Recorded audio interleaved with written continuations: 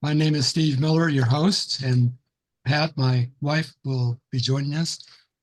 I thank you for joining our fourth year, it's unbelievable, of our monthly building electrification webinars.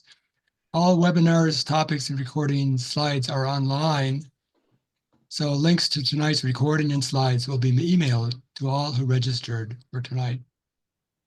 Our webinar actually has many sponsors. Many of us has formed a group of trained volunteers who are available to coach any New Jersey resident or small business who needs advice on how to electrify their home or business. And many of these 19 volunteer electrification coaches are likely to be in attendance. Before we conclude tonight, toward the end, we're going to encourage you to get advice about how to electrify from one or more of our trained coaches. And tonight, I'm going to turn your attention to David and Sarah. We're fortunate to have them. They live in New Jersey, but they are joining us during a trip to Colorado. My wife and I have known David and Sarah for years as part of our larger climate realty team and other activities. And so during those 8 years, they have been electrifying their large old house. They're going to be able to tell us what happened, and they have some time to go as well. Tonight's attendees, all of you will have front row seats in David and Sarah's ongoing case study showing how to plan ahead and electrify a home. And so now I'm passing the baton on to Sarah and David for tonight's logistics. I need to be able to share. And and we're going to do this talk in a slightly different order than we've done it in previously. David's going to talk about some of the details of our implementation experiences first. And you can put your questions in the chat and Pat will try to collect them, and we'll have a few minutes for questions before he has to leave, because unfortunately something important came up, something else important. This is important too, but something else came up, so he can only join us for 25 minutes or so.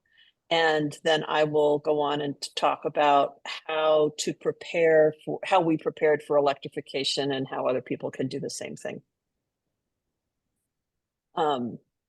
So you all know that when this talk was originally created for the Fairhaven Green Team. David, if you could actually go back one slide. This talk was originally created for the Fairhaven Green Team. And one of the things that I have found in talking to sort of the general public is that the word electrification does not resonate for them. They have no idea what it means. So we called this our home clean energy journey. And I really want to thank the Fairhaven Green Team and Steve and Pat for running their New Jersey Building Electrification monthly webinars, and my chapter of Citizens Climate Lobby, which is the Lincroft chapter. David, you can go to the next slide. And so you all know when you're trying to get clean energy to be what your home runs off of, the most important parts of that are transportation and your space heating and cooling, and perhaps generating some electricity with rooftop solar. And then preparing for the future is another big topic. David, you're going to talk to us first about, and so far we have done solar and heat pumps and an electric car. And so David's going to talk about that. We talked about our journey and some actual numbers and you can see the ones that save you the most money and the ones that maybe give you the most fun. So we'll talk about our solar, SREX, we'll talk about our electric car, and also the heat pump systems and so on. Here we go. So this is our house in 1985 when we purchased it, moved in New Year's Eve. It had oil heat, electric hot water, electric heat for the porch, and the windows you can't see are the Jalaseed Florida windows, glass on glass. It was a sieve whenever the wind blew off the Navesink River, but it had really a nice view of the river. In the first 25 years, as you can see, the house looks a little different. We added a fair amount of space as well as an home office suite. I started doing, work from home in 1991. So what everyone learned at COVID, I learned a long time ago. It had 3 zones of forced hot air, heat, and air conditioning. A zone in the middle with a furnace that heated up and tried to cool up, which it didn't do very well. And in the 2 attics were air handlers working with a boiler in the basement, and they would heat down, which didn't work great, but the heat up from the middle kind of solved that. And but they cooled down, which worked terrifically. So we were able to get it to balance nicely. We had a natural gas range in the kitchen, and the house about 4,500 square feet. And our utility bills, just to show you, in 2015, which is the last year when we did not have solar, were pretty high. The electric almost 5,000, and altogether close to $7,140. So the first step we did was to actually put solar panels on the roof. And most of the roof faces west, but we're fortunate that there's a portion that faces south. And that, man, if you've got any part that faces south, it's worth its weight in gold. You get about twice the energy per square foot out of that of what you get. And the original estimate was that it would save maybe 40% of our electric bill. And they were wrong, but they were wrong in the right direction. In that, if you look at the last year without solar and the first year with, you might notice a little drop in our electric bill from $5,000 to $1,700. That's a 66% saving. So instead of doing 40%, it did 2/3 of our electricity and has continued to do so. Part of what is added to that huge savings is that the state of New Jersey provides something called solar renewable energy certificates, or SRECs, that you go online, you find out how much you've generated, and then you sell those essentially to the state or to the electric company. And we're fortunate that when we did it, you got $200 per megawatt hour for what you generated, additional money in addition to your savings. But now it's only down to 80, but it's still, as you'll see, a heck of a good deal. And they're in 30 states, and it is a little tricky to do it, but once you do it and write down how to do it, and the people that manage it are very helpful, and they will walk you through it many times, because if you only do it once every year or two, you often forget how you did it the last time. So let's look at the 8-year electric story for our house. As you saw, the $4,971 in 2015, that has run probably, call it on the average 1,600 to 1,800. It's been, varies depending upon how hot the summer is. These are the SRECs, the dollars that have been basically deposited in our checking account in addition. And I'm actually late. I haven't filed the one for this past year, but it's running about $2,500 a year. And if you look at the total savings, from 2015, what you see is $51,000 in savings, and the whole solar system only costs, after rebates, $25,000.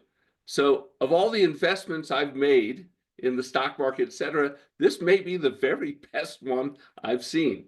And it also gives you clean energy. So lots of nice things about it. Okay. Here we go. In 2022, we decided to buy an electric car. And at the time, we did not know that Elon Musk was totally crazy. So we bought a Tesla X, and we were also in 2020 renovating our kitchen. So we had them install in our garage right next to the space where we would park the Tesla, a 240 volt, 50 amp outlet so we could charge the car ourselves. And the nice thing is it totally charges the car if it's totally empty in about 10 hours, but it's never totally empty. So you just plug it in and the next morning it's good to go. And a lot of things we learned. We learned about the supercharger network. One of the reasons we bought a Tesla was because they have really good charging stations. And we travel up to Cape Cod to visit one daughter and down to Washington to visit the other. So it's important that charging be easy. We decided to opt for the full self-driving, which for the first year or two, we didn't even use. We didn't trust it. And then all of a sudden they redid it, upgraded it, and I'll tell you a little bit about it later. Okay, so you can see how it sits. There's the back of the Tesla where it's plugged in. There's the outlet. You get a coil. One of these comes with the car. By the way, if you buy an S or an X now, you get free supercharging for life, which means they're getting a little desperate. One of the nice things is, I was worried that, geez, if you have to travel, you're going to have to charge it. It's going to be inconvenient, but you forget the fact that you never go to a gas station again. You never need to have your oil changed again. The tires, because of regenerative braking, last 100,000. The brakes last 100,000 miles. The tires are the same as normal. And the thing that surprised me about it is that when they have a recall, you don't take the car in, they download new software through the internet. And they keep improving different pieces of it. And when you don't like something and something goes wrong, you're allowed to send them a voice message to say, it didn't work now because of this. And it's not surprising that the features that get upgraded often fix those. Range on the highway is only about 280 miles, not the 340 they tell you. That's more around town. About 3.5 hours. And it takes about 15-30 minutes to supercharge it up to where you need it. And you plan your trips differently. You plan on which supercharger you're going to go to next. And it does save money compared to a gasoline car. As you can see here, this is a year worth of use, and it saved $534 over what the equivalent amount of gas would be. Is that it? Yep, that's it. Okay, so let's talk about heat pumps. 2 of our 3 zones of air conditioning, the heat exchanger, failed or were in really bad shape in the spring of 2023. And I promised Sarah that when one of our air conditioning zones went, we would replace it with a heat pump. Didn't know too much about how to do it, but we did research and realized we probably needed the gas backup. So we actually put in a Carrier combination furnace heat pump to replace the furnace and air conditioning unit in the main house, one that's in the basement. And then we replaced the air handler and heat pump in the attic, the second zone that needed replacement, and it worked with the prior boiler, but only when it needed heat beyond what the heat pump could do. And one of the nice things about the system is that it lets you set the transition temperature, which for us now is set at 25 degrees. So above 25 degrees, it runs on the heat pump. Below 25, it cuts over to the gas. You can put it wherever you want. That is what's recommended to us as a place that minimizes the cost. Although if you really want to use more electricity, you could always make it a lower temperature. Total cost was about $30,000, about $4,000 to $8,000 more than if I had to actually replace the furnace and all the other pieces. So it wasn't that huge a change. But there are some real benefits that I'll tell you about. It took about 2 days in July. You can see the heat pumps, the 2 of them. This is the new furnace that works with it. We got amazing new thermostats that I love that you can work with from your phone. And as I said, they have a lot of flexibility in what they can do. And they also get computer upgrades periodically that make them better. Here's what the thermostats look like. It normally is set there. You can adjust your schedules. You can, it's very, very, very flexible and quite easy to use. Why do we like it? Well, compared to our old air conditioning compressors that sounded a little like small jet engines, these are nearly silent. They are really, really quiet. And especially the one that was near my office was very, very loud. You don't set them, the scheduler makes it easy to go away. You don't use night setbacks like you do for a regular, gas heating system, because the added energy to bring it back up to temperature is probably costs more than just leaving it at about the same temperature. So if we set it back a couple of degrees. What I love the most, because I have a really nice piano and some guitars, is that the heat pumps really improve the winter humidity over the prior system. You never get a shock. It by itself, unless we're getting a lot of cold wind off the water, keeps it at around 20%. We have an added humidifier that'll get it to 30. Very important for having nice instruments. And it was minimally disruptive and worked immediately.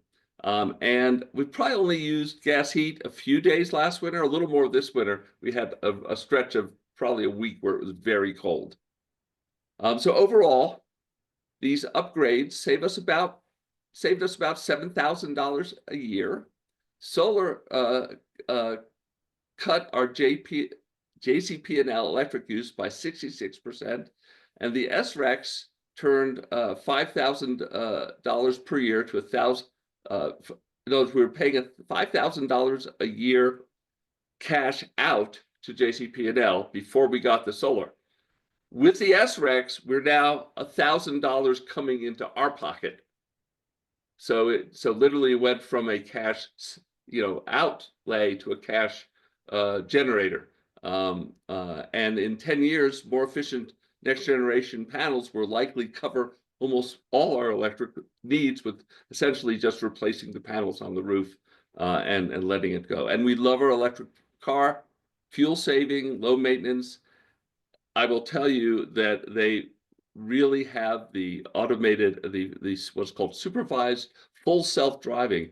It really, really works well. And when you're doing a long trip, if all you have to do is sit there and look out the window and pay attention, it's a lot less stressful than having to drive and keep it in the middle of the lane. And let me tell you, it keeps the car in the middle of the lane way better than an old guy like me can. And finally, the heat pumps were not that much more to cost and had a number of benefits, including, once again, as fossil fuels at some point become much more expensive, it'll be the right place to be. And at that point, I'm going to turn off the share, and Sarah's going to turn hers on. Well, we're going to do questions first. Oh, questions. Okay. Yep. And I've got about 5 minutes. Okay, I'm not sure if we have questions, but We have one really good question, at least. Maybe there's more than one in there, but there's one question that's about cold climate heat pumps. do you I want to think- answer that? Or do you want I to say think- that? Yeah, so the question is, the new rage is cold climate heat pumps. Were they a thing when you had your most recent work done? So the thing that David and I had not gotten around to, and that it's absolutely contrary to the advice that I'm going to give all of you, is that we did not actually have a plan for converting our HVAC system before the HVAC system decided that it had to be replaced. And so our house, although we've done insulation over the years, it is not a well-sealed house. And so we, even with a cold climate heat pump, we decided to go with a hybrid system. I think we have not completely done the experiment yet. You can do an experiment with a hybrid system to see how far down in temperature the heat pump will hold your house. I think it will hold our house down to about 15 degrees, but we have it set at 25 now as sort of a trade-off between cost and burning a little bit of fossil fuels. And so And someone we- asked about the whether the car gets 280 miles on the highway or around town. It gets more like 320 around town, and the faster you go, the less you get. As sort of as Sarah said, what we've discovered is that you have to use the facilities or get something to eat at least every 2.5 to 3 hours, and it goes 2.5 to 3 hours with enough margin that you can feel comfortable. And you never really fill it all the way up, and you never really let it go much below 10%. So you're working with about an 80% range, and so that gets you, 260 miles or something like that. We're pretty lucky that most of our long distance trips are up and, at least so far, have been up and down 95 out to Cleveland, so big highways. So we really haven't, there's a little bit of a trick to planning your trips, because the way I like to plan my trip is I want to drive for 2 hours and then make a 15-minute stop, and then drive for another 2 hours and make a 15-minute stop, because I have to make a 10 or 15-minute stop anyway. I don't want to drive for 3.5 hours and make a half-hour stop. And there must be software out there to solve that problem, but I haven't found it yet. Okay, I'm going to say goodbye to everyone. Thank you all. Sarah, make sure you can put your slides up. Yeah. Okay. Okay, let's see. Should we go through the rest of the questions, or? Yeah. Or And you I just can want- take them. Yeah, I Okay. can do them. I'm going to leave Thank you you, guys. David. Yep, take care. Okay. All right.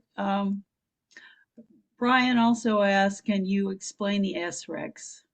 Ooh. And the, maybe not. Okay, so SREX.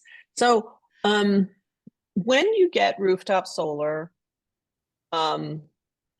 let's see, and you're in New Jersey, you can, and if you buy it, then you can collect these credits from the marketplace that is a substitute for the utility company installing its own clean electricity sources. So in lieu of the utility company building its own clean energy, they buy clean energy credits from people who do build, who are not utility companies, but who build clean energy on their rooftops or whatever. SREC, the SREC program per se is no longer available. The new one has a new name, and that's the one that Eric Erickson was talking about in the chat. And I always forget the name of the new one. And it does have a lower price point. You get T-Rex, I think. T-Rex, I think, yeah. Like the dinosaur. And the easiest way to do it is is to have your vendor, like whoever it is who installs your rooftop solar, they can collect your SREX for you and then just send you a check. And then you don't have to file any of the paperwork yourself. We, for better or for worse, we chose to manage it ourselves, and it's a little bit of a project. I'm not sure I'd recommend it, but you do get a couple extra bucks if you manage it yourself rather than paying somebody else to manage it for you. Okay, that's good. Jeffrey asks, in retrospect, would you have chosen a larger capacity heat pump so that you could get rid of the gas entirely? Not just larger capacity, it would have to be a cold climate heat pump. Yeah, no, what I would have chosen to have done would have been to tighten the house up before we got the heat pump. I don't think a heat pump of any size is well matched for our house in its current state of leakiness. The one way to understand this problem, and we'll talk about this more, but so when you just say, okay, I live where I live, it's not a tight house, what are we going to do? You can think about it like this. So your air conditioner is a heat pump, right? And so the amount of degrees of warmth that it has to cool down a house from. So if the house is if it's out 100 degrees outside and you want it to be at 78, so that's, let's call it 25 degrees. So that makes the easy, nice round numbers. So it takes about the same amount of energy to warm your house up by 25 degrees. So 25 degrees in order to get your house up to 68, let's call that 70, just to make life a little bit easier, only takes you down to 60, 50, only takes you down to 45. And you can stretch that without too much extra capacity down to what we're doing, which is 25. And beyond that, you have to do some special things. If you haven't tightened up your house, you have to do some special things in order to handle your condensation problems in the summertime, because you'll have a heat pump that is bigger than you need for your cooling needs in the summer. And it gets a little complicated. So part of preparing if you really want to go 100% heat pump, then you need to get some professional help, especially with an older home, to do the conversion, to make sure that you have all of the air sealing and insulation in place that will make it comfortable all year round.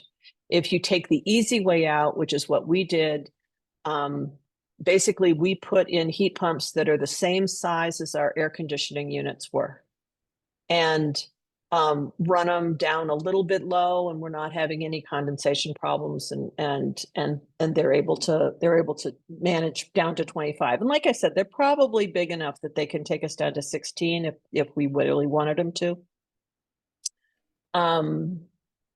I'm going to do one more question, and then let's go on with your talk, and we'll handle the rest of the questions afterwards. I think this should be a quick one. Ennis wants to know, autopilot is supposed to be good for the highway, but not great for stop and go traffic. Is that your experience?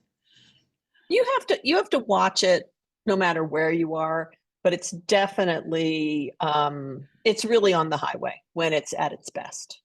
It's also great in stop and go traffic in any place. So if you're just sitting there inching along, then it does that like a champ. That's how I feel about that. Okay. Oh, let's see. All right. Callie did have one question, which we'll get back to, and we do already have 200 amp service, and we'll talk about that as we go through the next section. Okay. Let's see. Now you're going to share yours. I'm going to put my PowerPoint. Right. I'm going to put my PowerPoint slide. I'm going to pull up the correct next PowerPoint slide. And I'm going to put myself in. There we go. And come on, baby. Oh, don't do this to me. Okay, I'm on a Mac, and I don't know if any of the rest of you struggle with this a little bit, but it's always a little bit of a problem getting the Mac to manage the sharing along with the playing in slideshow mode. I think I do it like this. Okay, so you heard about how we've been electrifying, but why would we electrify? And I'm going to go through some things about cutting costs, and David touched on a lot of these, and boosting comfort and helping our climate as well. So the thing about cutting costs is mostly it comes down to efficiency. The other aspect that we should mention here, because this is really where the benefits from having rooftop solar comes from, is sometimes it's good to be a capitalist. So I put rooftop solar in the same category of electrifying my house, but you are being a generator when you are generating your own electricity. And it is more efficient to do it that way, but most of the savings come from the fact that you have money and you put it in, and then you're able to reap savings over time. It also disconnects you from the price volatility of fossil fuels. And there are a bunch of incentives which I'll gesture to as we go through. So let's say you want to think about doing rooftop solar. And as we said, you'll be making your own electricity, and some of it goes back to the grid. It's not for every roof. One of the things that can make it not for your roof is if your roof is already 12, 15 years old, then it's probably not a good time for you to do it. But it can be an excellent financial investment if you have the right roof. There are a whole bunch of state and federal incentives for doing all the different kinds of upgrades that we're going to be talking about. Pat has put together a really wonderful set of sheets. And Pat, if you would drop that URL in the chat, then people can have access to those at their own leisure to do it. How do you navigate those incentives? One of the most useful things that I should have added to this slide from last November that I didn't put on here is not just your contractor and Rewiring America and the utility and work money, but the cadre of electrification volunteers that Pat and Steve are going to talk to you about a little bit later, because it can be a little bit complicated to figure out how to get all the incentives that you're eligible for. One of the big reasons why we wanted to do this was to improve comfort in our house. And underneath of comfort, I included a bunch of different kinds of things. It really does clean up your air to have less combustion going on in your house. You really do get better quietness, both in your car and your HVAC from these kinds of appliances. And the fewer explosive things in your house, the better. There's some pictures down here on the side of an explosion that had happened, I think, in Ohio a few months ago. We are not yet to the place where we can disconnect from gas, but that's a goal I aspire to. Uh-oh, what's going on here? Oh, there we go. So let's say you want to do a heat pump, which I put under the category of, do that for comfort. You have to try to understand heat pumps a little, and I'm going to walk through one of my favorite charts for this. And as we've said, try to have a plan for replacing your HVAC with your heat pump. We got incredibly lucky when our air conditioning units failed. We were able to get the correct sized equipment. They were like in the warehouse. We were able to get them within a month. That might not have been true. And of course, we might very well have gotten a different size machine if we had done the work that we know we need to do to tighten our house up. And hybrid HVAC is a fine choice, but it would be better to only have one. And then, of course, in our future, we hope to have a heat pump hot water heater, but we're not there yet. I'm also not talking today about ground source heat pumps, which is another way to electrify your indoor heating and cooling. But that's another choice that you have when you think about how you want to electrify your heating and cooling. Okay, so one of my favorite climate artists is a watercolorist named Nicole Kellner. And this is her picture of explain how a heat pump works to me like I'm a 5-year-old. Because heat pumps are kind of magic. The characteristic of heat pumps that make them magic to me as an engineer are that it's pretty typical for them to operate at 300% efficiency. You could say, how can anything operate at 300% efficiency? And they are cheating a little bit with that statistic, because What they're saying is that you can make 3 times as much cooling or 3 times as much heat as you can, 3 times as much heat as you can if you just use that electricity through an electric heater, through a radiant heater. So let's look at this. So the thing that makes it so efficient is that through a set of nozzles, expansion nozzles and compression, you create a little gnome that goes outside and pulls a little bit of heat from the cold outdoor air, because there is heat in that cold outdoor air.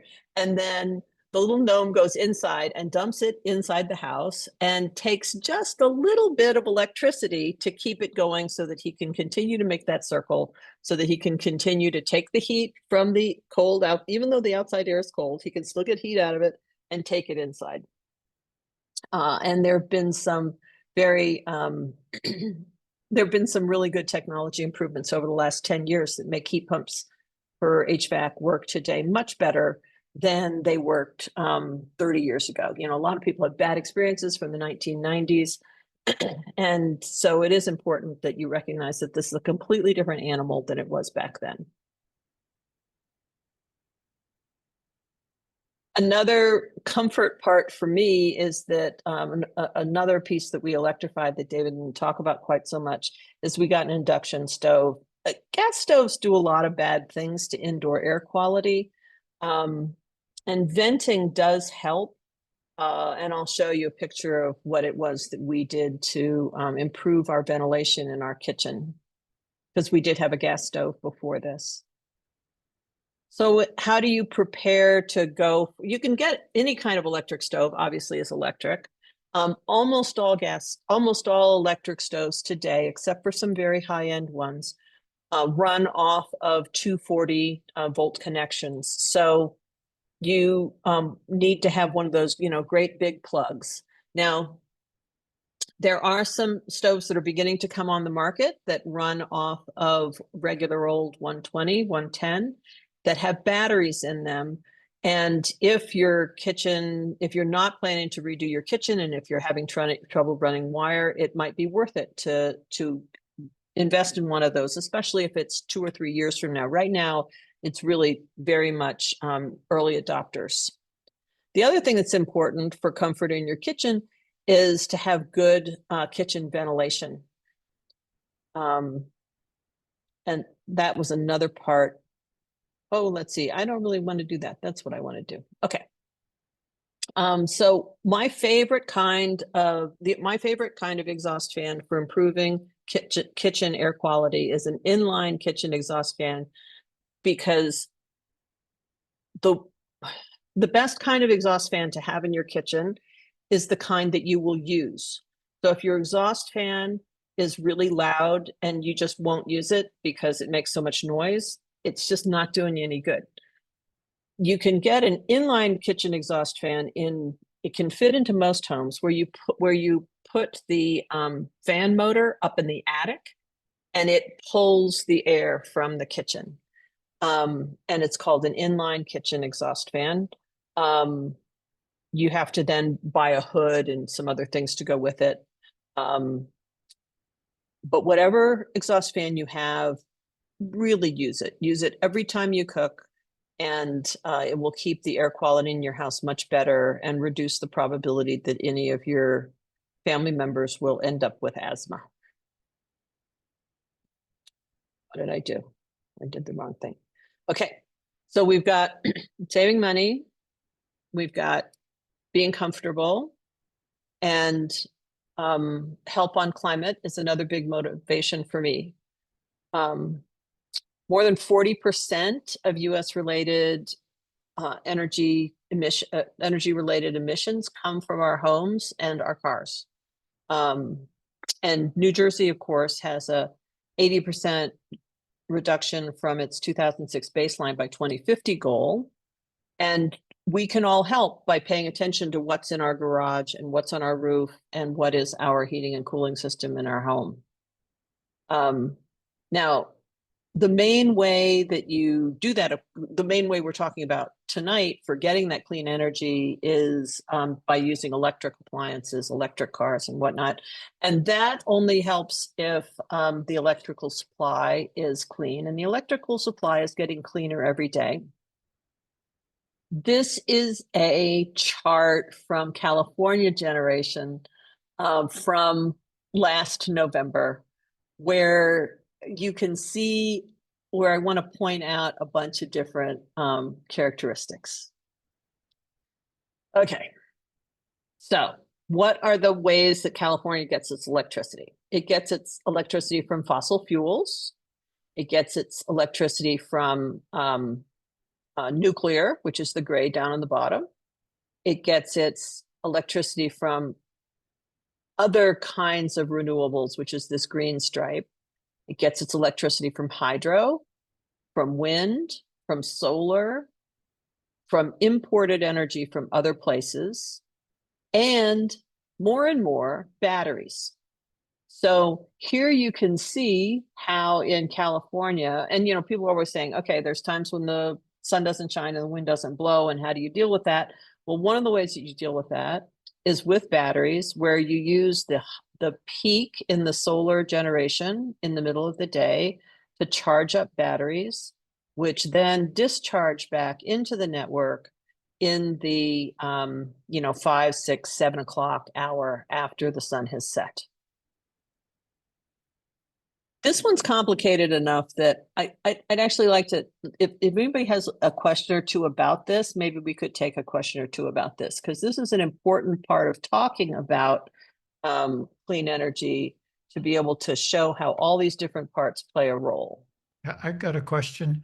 I notice in this chart that it's still showing imports, even though the total is above the demand. And I'm wondering why that is. Yeah, that's actually an interesting question. You can kind of see that for some, the imports must have been really cheap, because see how, so we're in the middle of the night, right? It's 2, 3 o'clock in the morning, and they're importing stuff and they're charging batteries with it. So the import must be pretty cheap for them to want to bother to do that. Maybe they're doing it so that, see this little battery just discharge thing at 6 o'clock in the morning. Maybe they knew that was happening. So short answer is, I don't really know. There's a lot of contracts that underlie this. So they have to contract. There's, week ahead, day ahead, hour ahead contracts that they do for their imports. And so maybe they just decided that they would hang on to whatever contract they had. Thanks.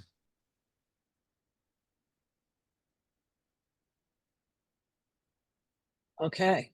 In New Jersey, by the way, for those of you who don't know, so see how this nuclear, so on this day in California, the nuclear plants for them were on the whole time, and they amount to 2-3% of the total electricity generation. In New Jersey, nuclear is way more than that. We're very nuclear heavy. I think it's gee, now I'm going to be embarrassed because I can't remember if it's 20 or 40. Does anybody remember? It's a lot. All right. So so we're in the doing good things for the climate part, and doing good things for the climate is definitely a big part of how come I decided we needed to have an electric vehicle. And to prepare for having an electric vehicle, you do have to, well, you don't have to. I know several people who manage an electric vehicle with just a 110 plug for their car. But it is easier if you have a 240 volt outlet in your carport or your garage or your driveway.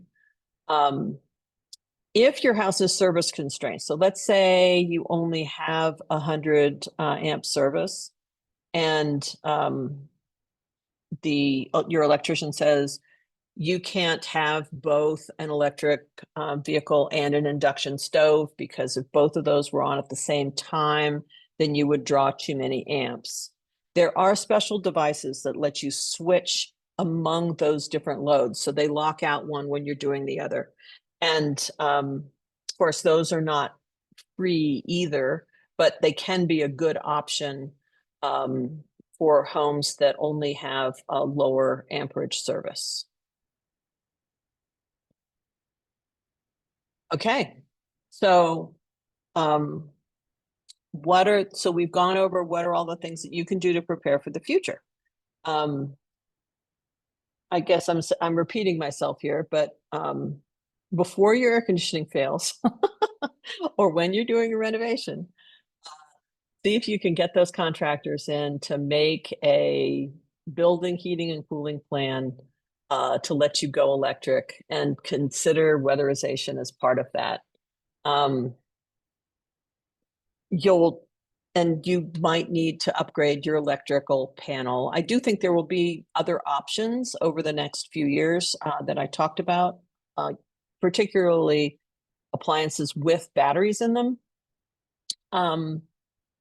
But there ain't no such thing as a free lunch. You know, you're going to pay for the electrical upgrades or you're going to pay for the batteries. I think ultimately the batteries will be less expensive, but we're not quite there yet. I think it's great to get rooftop solar and batteries if you can. If your home location and your rooftop are appropriate for it. And if you can't, there is a program called New Jersey Community Solar, which is moving very slowly, but does still exist, to help sign you up to get lower cost electricity so that you can take advantage of those same incentive programs that we can get because we have it on our roof.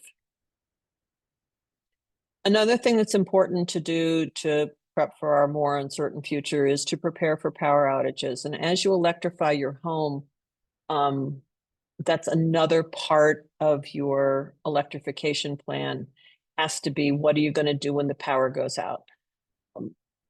Almost all, for example, our furnace, when we only had a furnace and we didn't have a heat pump, we still had to have electricity in order to heat our house. I think there was a way to get my old gas stove on without electricity, but it didn't like it. You know, it wasn't really a terribly good idea. So almost all of our houses need electricity these days, no matter what. But you're going to need more electricity when the power is out than it used to be. So you have to think that through. So whether you're going to get home batteries, whether you're going to get a generator, those should be part of your planning. You need to prepare for EV charging, and then buy an EV when the time is right for you. There's no reason to rush to buy an electric vehicle. If you're buying a new vehicle, you should try to buy an electric vehicle, or you should buy a plug-in hybrid, in my opinion. But if you're driving a car that you're happy with, there's no reason to trade up for greenhouse gas emissions reasons. About half of the emissions associated with our cars are consumed in the manufacturing. And so half the lifetime emissions are just in building the thing. So the longer you use it, it's an okay choice to make from a greenhouse gas emissions standpoint. And then, of course, pay attention to the efficiency ratings of appliances and light bulbs and all of that stuff. And helping other people to prepare for electrify everything is another way that we can all prepare for the future, by helping our friends and neighbors do it too. We've got some more, David and I have more steps on our clean energy journey. And I don't quite know, oh, there we go. We need to get around to doing the air sealing and insulation that we have not yet done. We have other heating and air conditioning zones that are not yet electric, and we need to convert those to heat pumps over time. I'm really eager and look forward to heat pump hot water heaters. And then we need to upgrade our backup plan. So our backup plan currently is a whole house natural gas generator, which is a mixed blessing. I could talk to you more about that. But what I'm hoping for the future would be batteries and a much smaller generator that would help charge the batteries that more than the solar can. So you can get a backup system that works off of your solar when your grid power's out, and then add a small auxiliary generator to help keep your batteries topped up. We still have a pool that has a pool heater. We still have a gas grill. We still have gas fireplaces. We still have landscapers that use some of the most polluting equipment on the face of the planet to blow my leaves around, and just drives me crazy. And another important step for me is to keep talking about climate. I'm going to go through the next few slides super quick. So part of keeping talking about climate is, do you guys all know these 10 words? It's warming, it's us, we're sure, it's bad, but there is hope. And one of the ways to think about hope for me is that people have been making progress. In 2013, the projection for the amount of global temperature increase was more than 3.5 degrees Celsius by 2100. And it is now, the new projection is that it's closer to 2.5 degrees C by 2010, taking into account the current actions. It's even 2.1 degrees C if all of the government pledges come through. So we have a lot of work to do, but it is better than it was 10 years ago. And one of the ways that I work on all this stuff is that I'm a member of Citizens Climate Lobby, and you can find Citizens Climate Lobby at citizensclimatelobby.org. So, questions?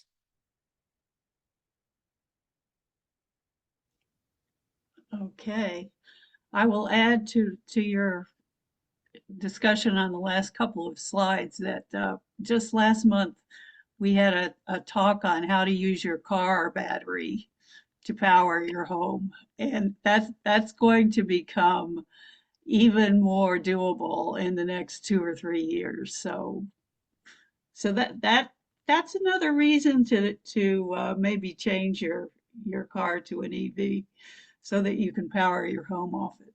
But that's just an aside. Let's go back to some of the questions. Jean asked, wonder how long after installing solar you reach the cost break even.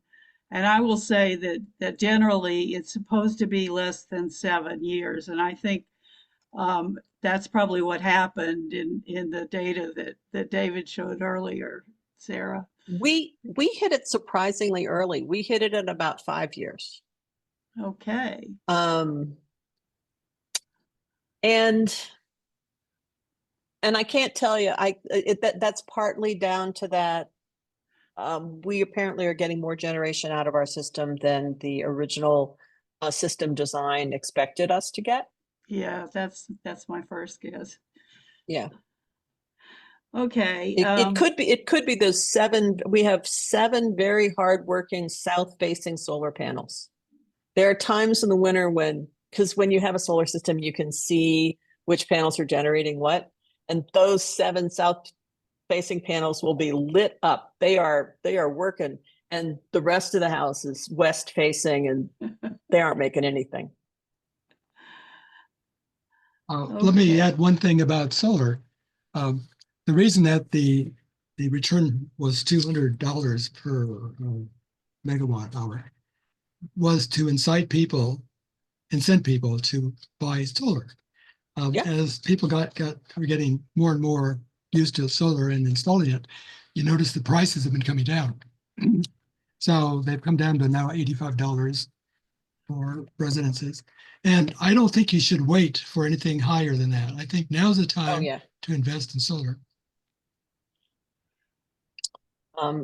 Yeah, I think it's good to be a capitalist, and it can play a role in your, if your house is good for solar, then it can play a role in your backup plan as well going forward. Okay. Annis asks, are you able to disconnect from the grid when there's a blackout? No, we are not. So my understanding is that if we get a battery system, then we will be able to. So we'll put it this way. When there's a blackout, we cannot use any of our solar energy. The solar energy is disconnected. Right. You have to be able to switch. You have to have a switch and you have to have a battery before you can switch to the battery. Right. Right. But you do have a battery in your EV. That's correct. And That's there are correct. adapters. There are adapters. The newest models do have adapters available to provide power to your house. And there Yeah. are the adapters for your Tesla, but there's warnings they may void the warranty. So Yeah. so you might not I want think to. if I were 35, I would be, I watch all of these, homegrown solutions to this problem, and there are a lot of them out there. If you go scan around YouTube, you'll find them. They're very exciting. And if I were 35, maybe I would do it, but I'm an old lady. I'm not going to fool around with that stuff myself. And on that note, Eric says it's important to note that New Jersey is different from other states for T-RECs. T-RECs are paid by per megawatt hour generated. So even if you consume more than you generate, you still get the $90. Mm-hmm. He says, okay. Brian says, do you have battery storage for power outage like the Tesla Powerwall device? Well, I think we just No. talked about that. Yeah. Oh, somebody asked, did we replace the leaky jalousies? Oh, yes, they're gone. Yeah. Edward says, it appears you purchased your solar system, not leased. I think that's true. Was leasing an option? Have you considered a home battery as well? I can't see here. Let's see. At the time that we bought our solar system, I spent a lot of time thinking about what all of the different financing models were. I ended up feeling like it was like financing a new car, except there are even more choices than when you finance a new car. I mean, it's just ridiculous. And in the end, I didn't want to jump into that briar patch with all of those different alternatives. And we just decided to, because we thought the payback was enough, we took some money out of our retirement account and bought the solar system. Yeah, I've been told by several people that that's the best. Yeah, I mean, it's such a good investment that it's better even if you need to borrow to do it, to go ahead and buy instead of lease. Yeah, the other thing that I didn't mention is that if you think you're going to be moving soon, then that would be another reason to not do it. Yeah, that's true.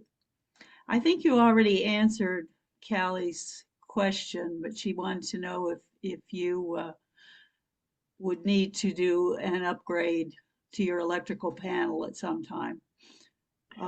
Yeah, we already had two. We'd had to make the leap from 100 to 200 amp service. I think when we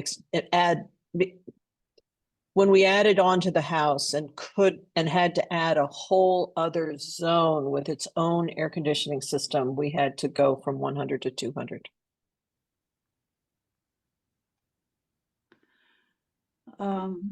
I think you already answered this too. Eric asks, are your heat pumps air sourced? The diagram looks like they might be ground sourced.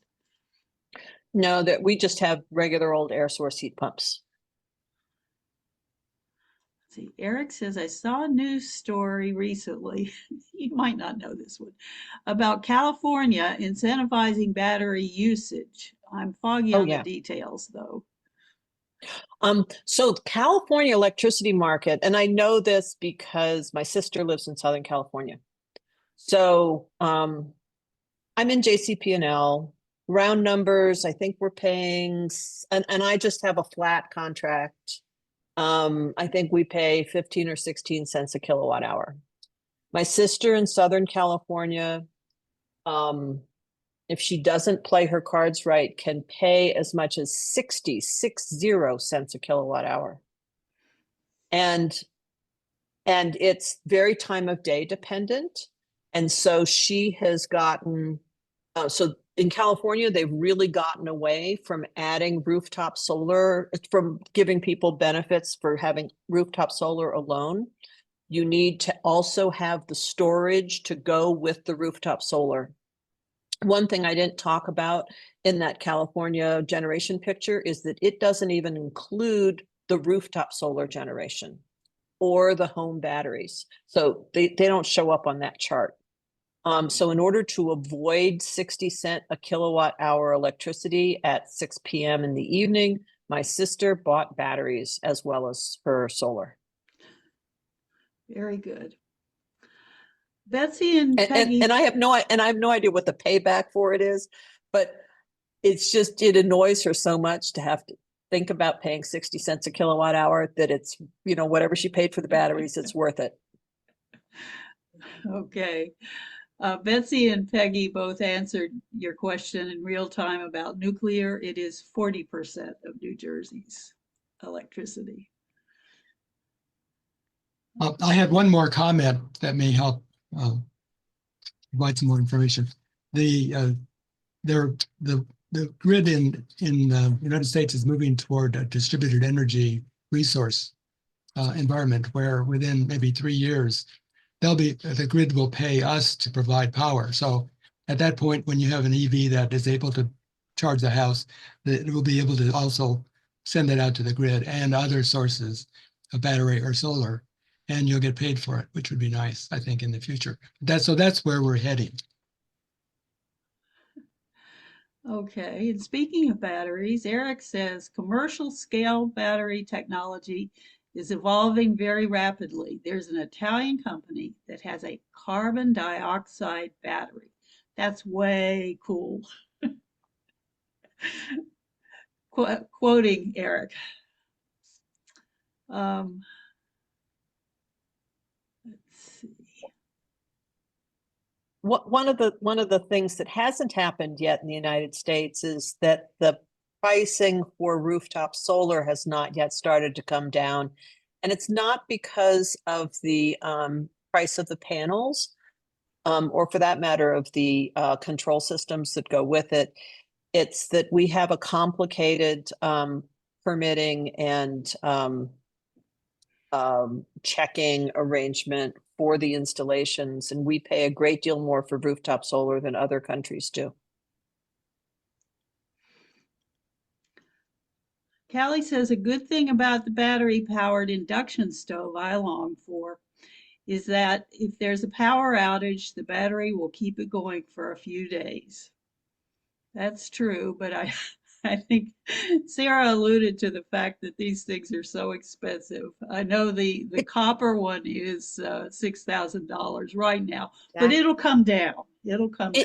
It'll come down. And one of the main markets that the companies that are building electric stoves with batteries in them are aiming at is low income housing. It's so expensive to run the higher electrical units into these places, and that it's worth it to pay, $2,000 or $3,000 more for a battery than it is to pay $4,000 or $5,000 in electrical work per unit to get those apartments cleaner indoor air. In existing, perhaps in In new, existing. they'll start running existing. induction level outlets. So, Well, and induction level or regular old electric stoves, both of them need 240 usually. didn't know that. Oh, and if you want to get a start with induction stoves, you can buy an induction hot plate for less than $100, and they're kind of fun to play around with. Yep. Got one. Yeah. Yes. And they do everything that a full Ooh, somebody said size one will do also, except just for one pan. But you can put the timer on, you can adjust the power, Yeah. all sorts of options on them. Eric says I'll be able to tell you about heat pump water heaters as soon as I install the 2 that were delivered today. I hope you don't have the bad luck that we that we just had. I have to say, I said that I was looking forward to getting a heat pump water heater, but I really am hoping that my hot water heater lasts for at least another 2 or 3 years, because I think that there are a lot of early adopter problems happening with heat pump water Yes. heaters. So I want to stretch out mine until they get the troubles worked out. I agree. Mine has been very good so far. It's Oh, good. yeah, I'm happy with it. It has been around like a year or two, and Yeah. no problems, but I don't use it. We have one. Ennis also asked if the heat pump comes with a humidifier or is that separate. It is separate, and you have to make sure that it is compatible with your new thermostat if you get a new thermostat. You also have the option with these systems to not do the full integration that David and I did. I mean, we did full integration on the whole shooting match. The fancy thermostat, the fully integrated furnace, and heat pumps.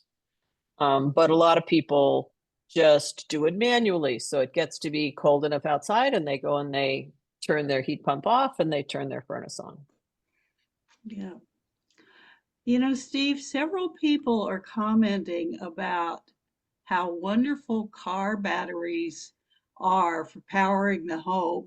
And I think you ought to put the link to your last month's talk in the chat so that people can go hear our talk from last month, or at least hear that part of it, which is at the end. Oh yeah, somebody asked what's stopping me from getting a hot water heat pump. I think I answered that one. Okay.